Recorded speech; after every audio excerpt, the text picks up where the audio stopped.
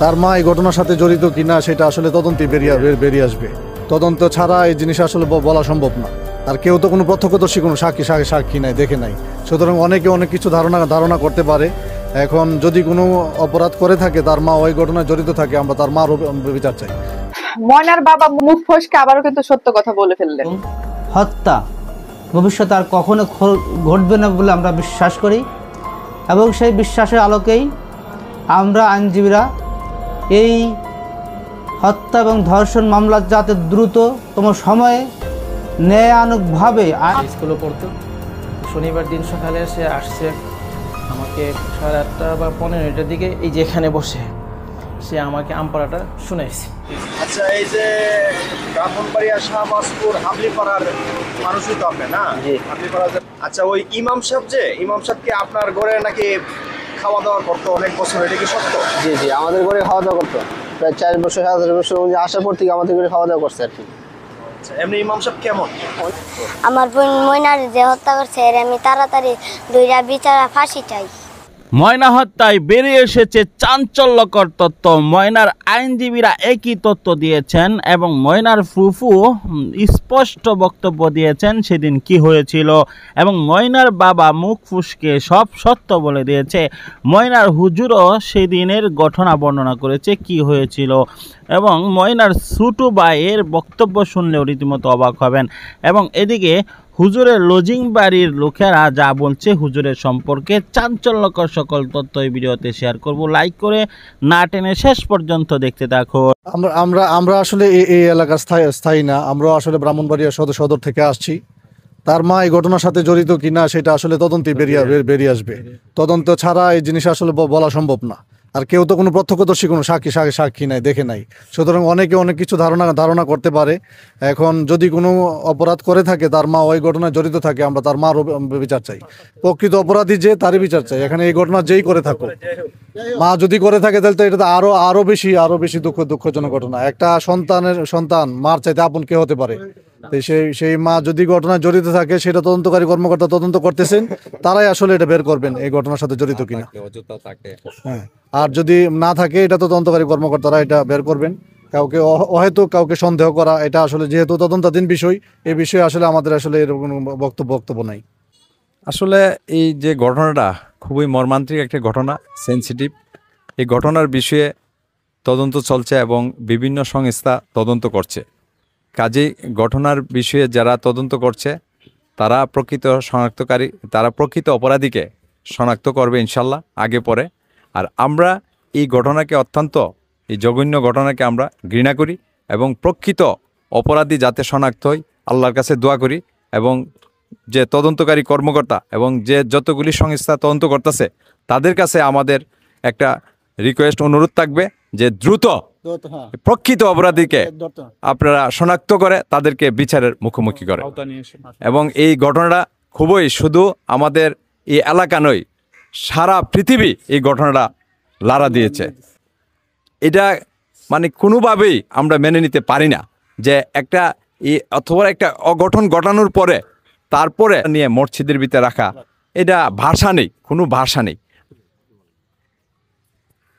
আসলে সত্যিকার অর্থে যে ঘটনা হয়েছে এটা অত্যন্ত দুঃখজনক।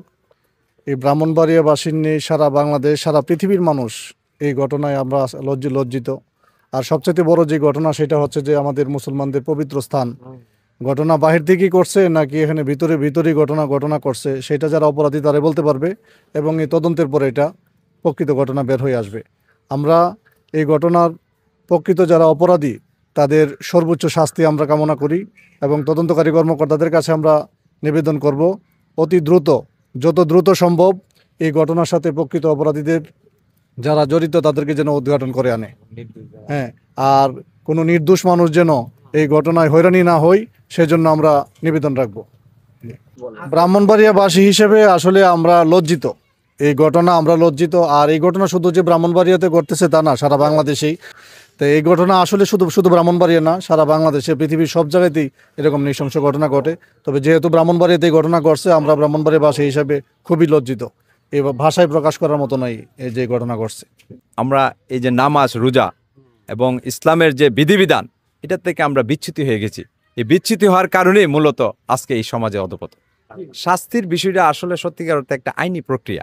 এই আইনি প্রক্রিয়ার মাধ্যমে শাস্তিটা হয়তো দিতে একটু সময় লাগে। শাস্তি হচ্ছে না এমন কোনো কথা না, শাস্তি হচ্ছে, হয়তো আইনের প্রক্রিয়াতে একটু লেট হচ্ছে, দেরি হচ্ছে। কিন্তু অনেক সময় ওই যে আইনের প্রক্রিয়ার বিভিন্ন প্রসিডিউর, নিয়ম কানুন, কার্যক্রম আছে, ওই কার্যক্রমের কারণে হয়তো এটা একটু লেট হয়, কিন্তু শাস্তি হয়। প্রকৃত অপরাধীর অবশ্যই শাস্তি হয়। ধন্যবাদ।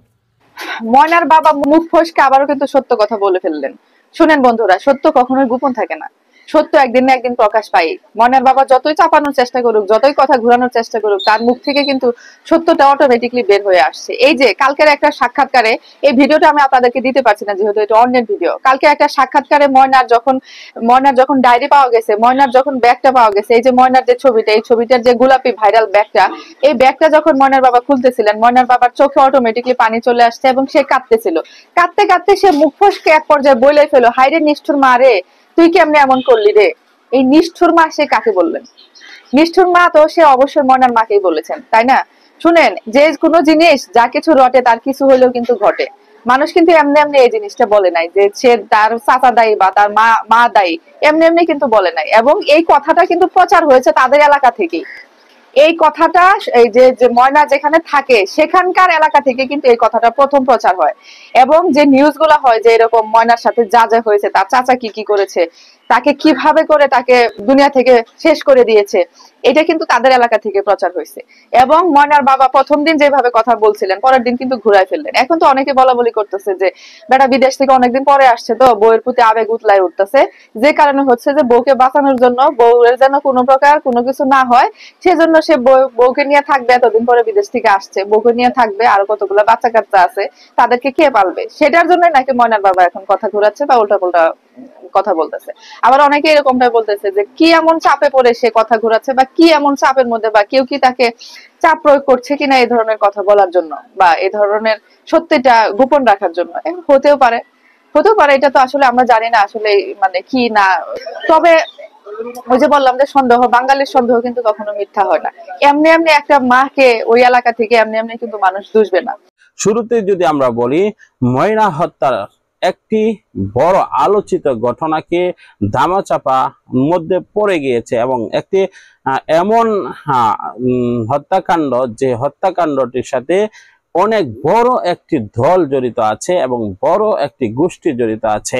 ময়না হত্যার এই ঘটনার সামনে আসলে আমরা প্রথমেই বলতে চাই যে মসজিদে তার লাশ কেন পাওয়া গিয়েছে, এবং এই ময়না মসজিদ এবং মাদ্রাসার সাথে একটি সম্পর্কিত ছিল। মসজিদে মক্তবে যেত, এরপরে সে মাদ্রাসায় যেত, মাদ্রাসা থেকে এসে আবার সে প্রাইমারি স্কুলে যেত।